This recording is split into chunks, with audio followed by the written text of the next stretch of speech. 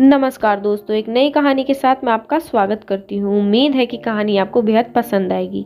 आज की हमारी कहानी है बेटी हुई है। 2 दिन ही तो हुए थे माँ को घर आए हुए और सुबह सुबह ही माँ अपना सामान पैक करके वापस जाने की तैयारी कर रही थी। ऐसे ही तो ना आई थी माँ बेटे के घर। आने का कारण भी खास था। बहू की डिलीवरी हुई थी और दादी बनने का नसीब मिला था माँ को। माँ दौड़ी दौड़ी खुशी खुशी अपने कॉलेज से छुट्टी लेकर आई थी अपने पोते का मुंह देखने के लिए। एक बड़े कॉलेज में लेक्चरर होने के बावजूद माँ की सोच अभी भी पुराने टाइप की ही थी, जो पहले से यह सोचकर बैठी थी कि पोता होगा तो अच्छा होगा। माँ के अरमानों पर तब पानी फिर गया जब बहू ने बेटे को नहीं बेटी को जन्म दिया। हालांकि माँ यह सब अपने चेहरे से दिखा नहीं पा रही थी, लेकिन उनका बर्ताव उनकी सारी बातें बयां कर रहा था। माँ को वापस जाने की तैयारी देख बेटा माँ के पास गया और अपनी माँ से बोला, माँ 2 दिन ही तो हुए हैं तुम्हें आए हुए और तुम जाने की तैयारी कर रही हो। अरे बेटा, तुम तो जानते ही हो कॉलेज फिर से शुरू हो गए हैं।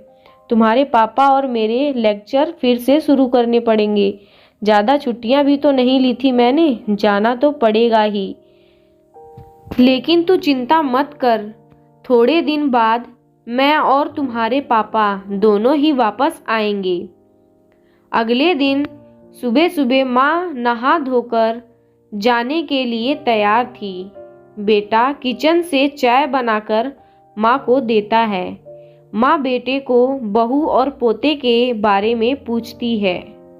बेटा कहता है दोनों सो रहे हैं। माँ बेटे से कहती है, खुशी की बात है बेटा, तेरे यहाँ लक्ष्मी ने जन्म लिया है।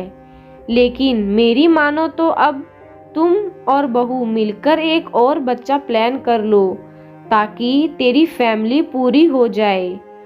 हो सकता है मेरी बातें तुम्हें पुराने जमाने की लगे, लेकिन थोड़ा प्रैक्टिकल होकर सोचो। बेटा अच्छे से जानता था कि माँ जो कह रही थी और जो कहना चाहती थी वह बातें दोनों ही बहुत अलग थी। बेटे ने अपने जेब से अपना मोबाइल फ़ोन निकाला और उसमें कई मैसेजेस माँ को दिखाए और बोला, देखो माँ, तुम्हारी बात तुमसे पहले यह दर्जनों लोगों ने मुझसे मैसेज में कह दिया है। हर कोई डायरेक्टली या इनडायरेक्टली मुझे यही कहने की कोशिश कर रहा है कि बेटा होता तो अच्छा होता, फिर आगे बेटे के लिए ट्राई करो। माँ तुम चाहो मुझे कुछ भी समझने की कोशिश करो, लेकिन मैं यही कहूँगा कि तुम और पापा दोनों ही अभी भी पुरानी सोच को पकड़े हुए हो। और ऐसा मुझे इसलिए कहना पड़ रहा है क्योंकि अगर मेरा बेटा हुआ तो आप इतनी जल्दी जाने की तैयारी ना कर रही होती और ना ही अपने हाथों में लेकर यहाँ से वहाँ खिला रही होती और पापा भी यहाँ पर होते।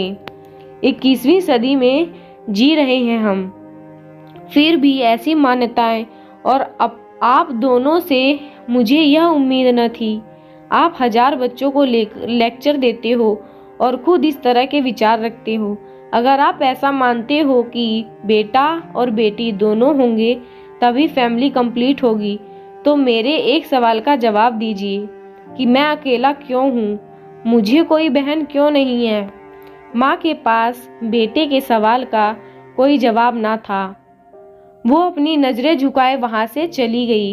बेटा अपनी माँ से बहुत प्यार करता था, वह बिल्कुल उनका अपमान नहीं करना चाहता था।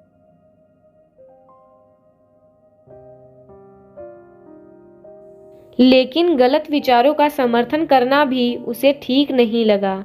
यह सारी बातें बहू ने भी सुन ली थी।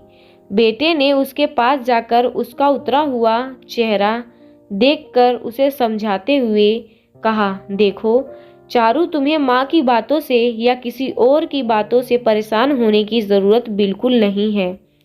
मुझे फ़र्क नहीं पड़ता कि मुझे बेटा हुआ है या बेटी। मेरे लिए यही बात बड़ी है कि मेरी बेटी स्वस्थ है और खुश है। चारू बोली, मैं माँ की बातों से या किसी और की बातों से बिल्कुल परेशान नहीं हूँ, लेकिन हाँ, मैं परेशान जरूर हूँ।